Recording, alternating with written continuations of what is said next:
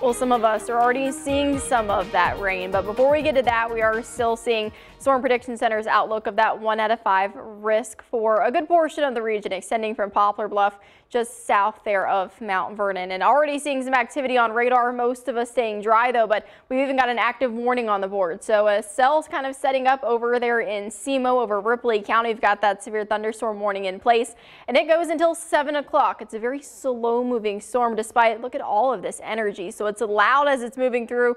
We're tracking some heavy rain with that, strong winds, hail as well. I haven't seen any reports quite yet, but of course, keeping an eye on that and even tossing a storm track on there. So if you're in Naylor or Neelyville at 628, 640 is the timing that we're kind of looking at if this does kind of hold together. But right now, really seeing the center near Ponder and then heading towards Perman. So again, continuing to track this over the next couple of minutes or so, at least until that expires. But this is a live look over Poplar Bluffs in Butler County, and that's the system right there. So some pretty heavy rainfall on the horizon, lots of cloud cover over there in Poplar Bluff. Temperatures pretty warm. We're in the upper 80s. Could be warmer. Those clouds are actually keeping those temperatures down, feeling like the mid 90s. So dew point and humidity levels are pretty high today. It's muggy across the area, and temperatures also reflecting that, along with those heat indices. Bit warmer over in SEMO. We've got 91 for Piedmont, Sikeston at 90, along with Fredericktown, even over to Union City and Murray. Upper 80s for Southern Illinois, so a bit more cloud cover.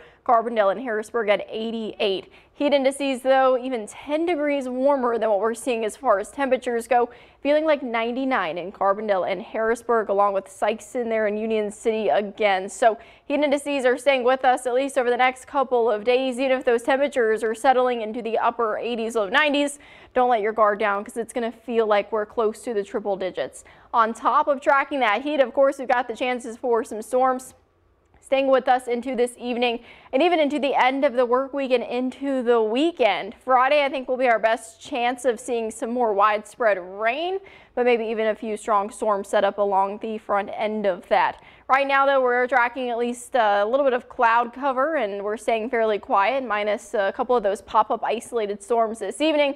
But skipping ahead, waking up Friday morning, we're somewhere in those upper 60s, low 70s, staying mostly dry. If you do have any errands or something you want to get done tomorrow, best chance is going to be in the early morning. By 11, SEMO is starting to see some of that rain move in. By 2 o'clock across most of southeastern Missouri near Cape Girardeau as well. Seeing some pretty heavy pockets of rain, hail possible as well, especially where we're seeing some of these darker colors. Here's 6 o'clock. So heat of the day tomorrow, pretty similar to today in those upper 80s, but we are tracking that chance for some storms. Storm Prediction Center has that marginal risk pretty much for central part of our region over to the west. So a good portion of us and all of SEMO. Really nice to have that Storm Track 3 app. As we're seeing right now, we've got an active warning, so it's a great way to stay up to date. And as long as we just got some rain, that would be some good news. Unfortunately, I think there's a lot of storm chances. It's going to come with the rain. Of course, it is the middle of summer, but this just came out today. So we're seeing severe drought in the heart of the region. So Cape Girardeau, Sikeston, Paducah, surrounding areas seeing that moderate drought risk. So a lot of rain chances on the board. Unfortunately, with it comes a lot of those storm chances. Temperatures staying very warm, somewhere in those low 90s, upper 80s. But again, heat indices might sneak up on you. It's going to be pretty humid, so it's going to feel about 10 degrees warmer than maybe what you're seeing on this. By next week, rain chances still staying with us and temperatures up even higher, back up into the mid 90s by next week.